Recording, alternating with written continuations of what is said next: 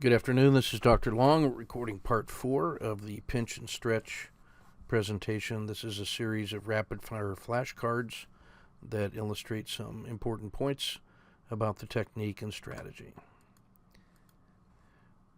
This illustrates the idea that there are times when all 4 regression lines are tightly packed together inside the Bollinger Band Z3 lines, and that we treat that as a consensus fair value for that brief moment in time in which they are all in agreement. The next thing that has to happen is price and the RL10 leaving this congestion zone and making a directional move. If that is followed by higher time frame traders and investors, then we will see the other regression lines join. If they don't believe it, then we'll see the RL10 revert back to the long-term mean, and that will be seen as a head fake. This shows a Z3P super pinch trade frame intraday, 1 minute charts. We've got the super pinch here with price compressed, all the RLs inside the box. If we get a breakdown below the red line, the bottom Z3 line, which is also the VWAP, we would see a test of the low, test of yesterday's close, so that's our structure to the downside. To the upside, we would be looking for previous signs of resistance, or we would find the low of the day, add a range stat to it to get an upper reasonable limit for that day's move. This is a Z3P entry, the pinch, the breakout, a stop below at the Z3 line on the far side. This is one I cashed and then did a stop and reverse on the violation of this Z3 line. That led to a directional move, cashed here, which paid for the first trade and some change, and then an owl entry on the rebound. This is a hybrid frog entry into a owl pattern entry here, where we have the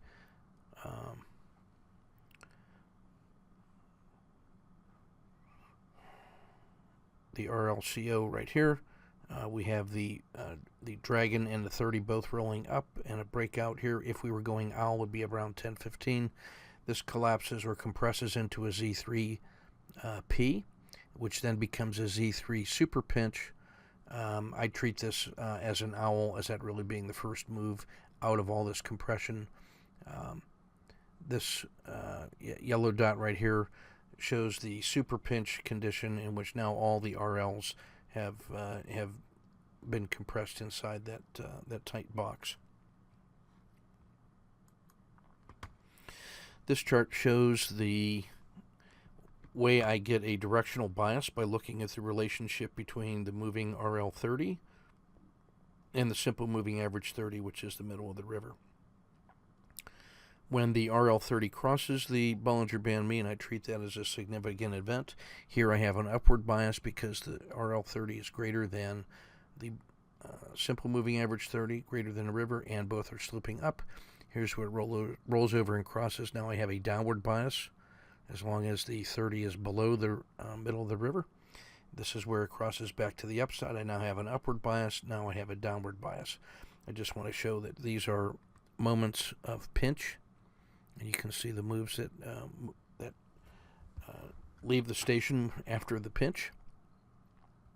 This is an example of an RL10 to RL270 excursion, a significant one. This is about 25 cents worth in EWW, which is about 1 R of risk for us.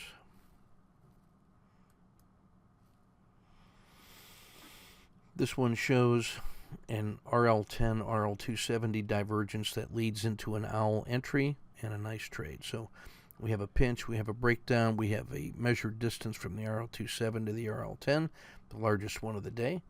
That leads us into an owl entry, managed with a Z2 stop, and then we get a nice return right back to the RL270 right by the numbers. This one is showing the relationship between RL30s and the dragon, and how the dragon, the hump of the dragon here, and the belly of the dragon here, when they're connected, creates this price channel that is normal. And then we can use the directional relationship between the RL30 and the middle of the river to get our directional biases. You would find owl entries here, here, here, and here. And so the owl is sort of our guide on how far does it have to begin reversion to get the entry.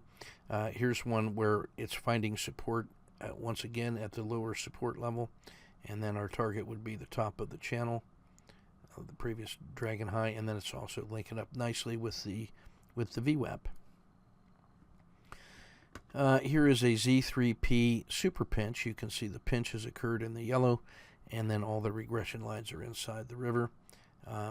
Buying the breakout, it fails to follow through.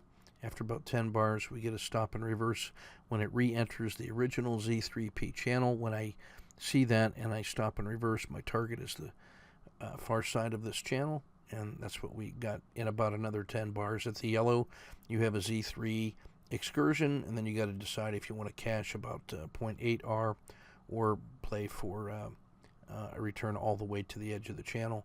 I wouldn't let this get further back than Z-2.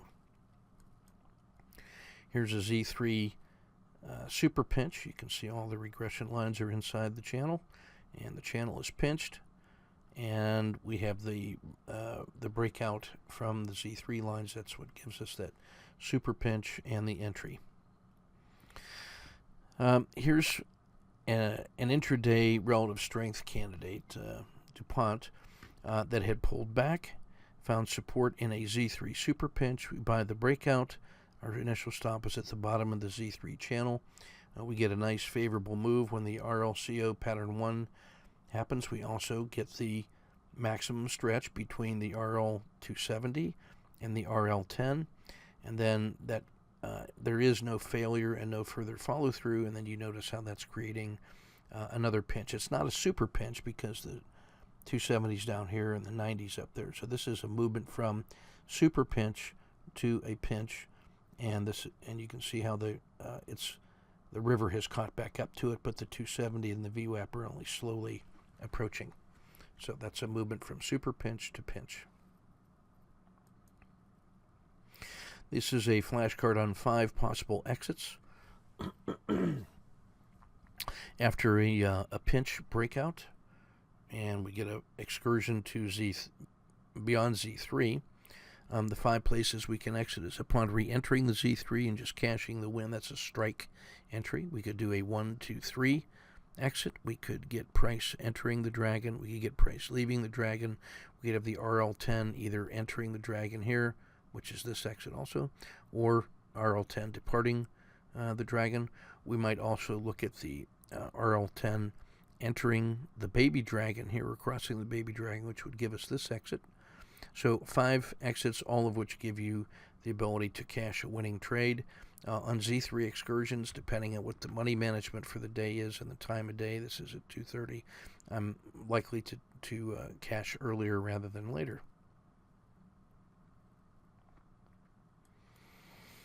Quick flashcard on RLFF convergence and divergence.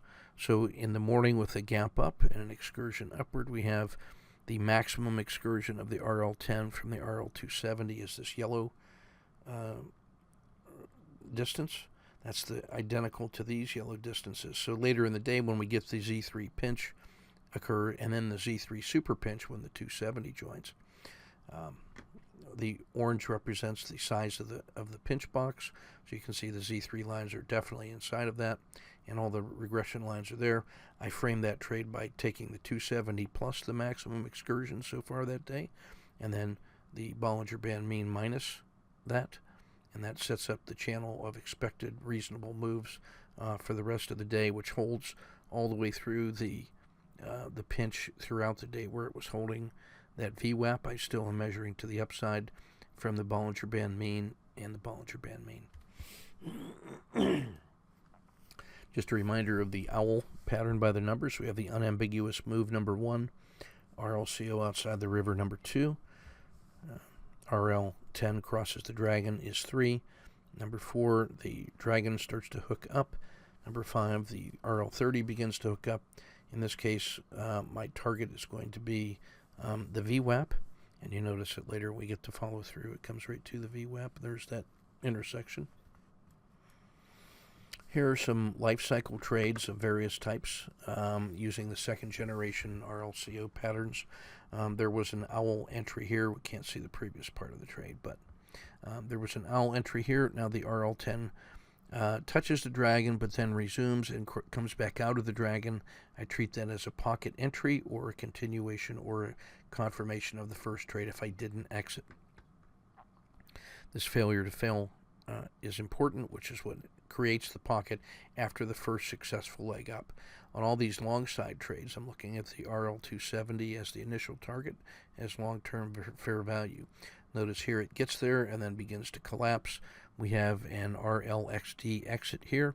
We have an owl entry here as price it continues to collapse, and now the dragon and the 30 have rolled over. That's your owl entry down to a Z minus 2, and then a 1, 2, 3 exit, and you could get a pocket entry here. It's not an owl yet because the 30 has not rolled up and the dragon have not rolled up. Here's where you get the owl entry. A move to a resistance level where the previous hump of the dragon also forms the hump of the dragon here, and the RL30 is above the Bollinger Band mean. We get an owl reversal here or a 1, 2, 3 exit here. If it had immediately reversed and cut back up through that blue line, that would give us an emerging dragon. As it is, we get an owl. Now, when this price breaks through the previous swing low of the belly of the last dragon, then that gives us the CD or the collapsing dragon. So you can see how we have owls and dragons of various types in some of the trade frames that we do.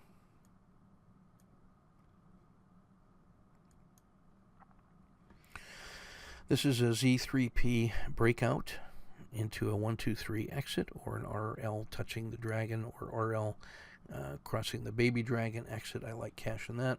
This is failure to fail further. This could be a pocket. This is a Z2 excursion and starts to fail. Either one of these is a reasonable exit from this initial. The owl entry would be here, and the target would be back to the top of the resistance channel, the original resistance channel. The owl entry is technically right in about here.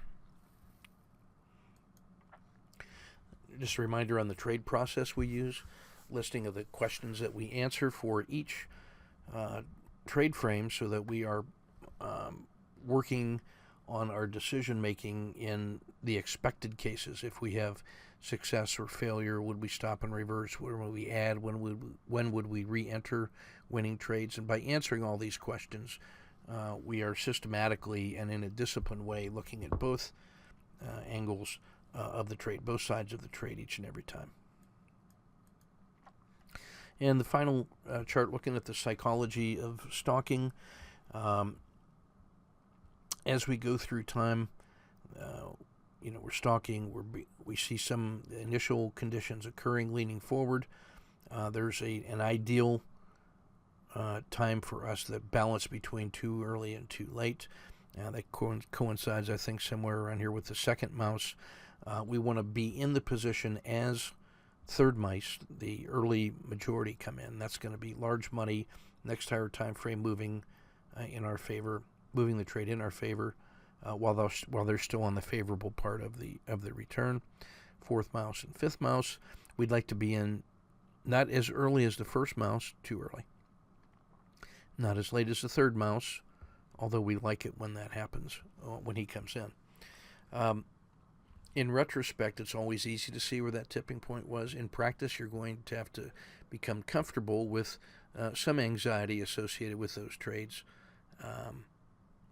in order to be in early enough to get the sweet spot of the gains. So the psychology of stalking is important. We're stalking, then we're entering, then we're managing, then we're exiting, then we're stalking once more. That's the ritual of psychology in our style. So, thanks for your kind attention. This is Ken Long at Tortoise Capital, completing part 4 of our pinch and stretch strategy. Thanks for your kind attention.